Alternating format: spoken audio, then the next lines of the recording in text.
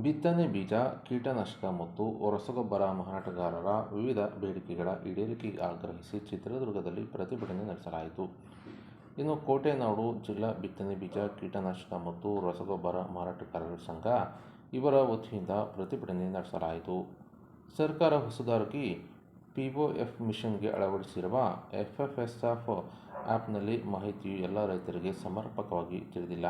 ಅವರಿಗೆ ತಿಳಿ ಹೇಳೋಕ್ಕೆ ತುಂಬ ಜನ ರೈತರಲ್ಲಿ ಆಂಡ್ರಾಯ್ಡ್ 5G ಮೊಬೈಲ್ ಫೋನ್ಗಳು ಇರುವುದಿಲ್ಲ.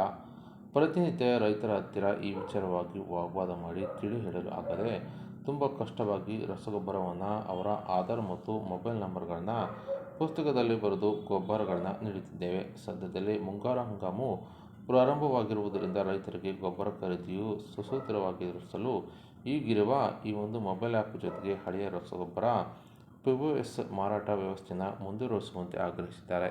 ಈ ಕುರಿತು ಮೆರವಣಿಗೆ ಮೂಲಕ ಬಂದು ಪ್ರತಿಭಟನೆ ನಡೆಸಿ ಈ ಒಂದು ಸರ್ಕಾರದ ವಿರುದ್ಧ ಆಕ್ರೋಶ ಕೂಡ ಹೊರಹಾಕಿದ್ದು, ಈ ಕುರಿತು ಜಿಲ್ಲಾಡಳಿತಕ್ಕೆ ಮನವಿ ಕೂಡ ಸಲ್ಲಿಸಿದ್ದಾರೆ.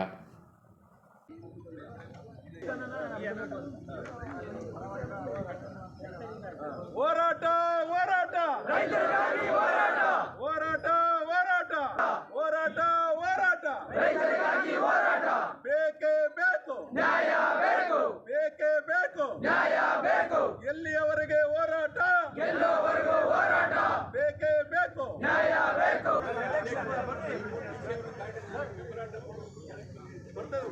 ಮಾಹಿತಿ ಇಲ್ದಂಗೆ ಅದ್ರ ಬಗ್ಗೆ ಜಾಹೀರಾತು ಇಲ್ದಂಗೆ ವ್ಯಾಪಾರಸ್ಥರ ಸಮೇತ ಮಾಹಿತಿ ವ್ಯಾಪಾರಸ್ಥರಿಗಿಲ್ಲ, ರೈತರಿಗಿಲ್ಲ.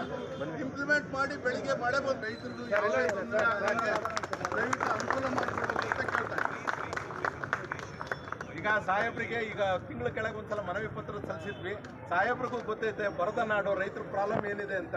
ಸೆಕ್ರೆಟರಿಗಳಿಗೆ, ನಮ್ಮ ಅಗ್ರಿಕಲ್ಚರ್ ಮಿನಿಸ್ಟ್ರಿಗೆ ರೈತರಿಗೆ ಎಷ್ಟು ನೋವಾಗ್ತಾ ಇದೆ. ಮಳೆನೇ ಇಲ್ಲ. ಇಂಥ ಟೈಮಲ್ಲಿ ಈ ಒಂದು ಆ್ಯಪ್ನ ನಮ್ಮ ಜಿಲ್ಲೆಗೆ ಹಾಕಬೇಡಿ.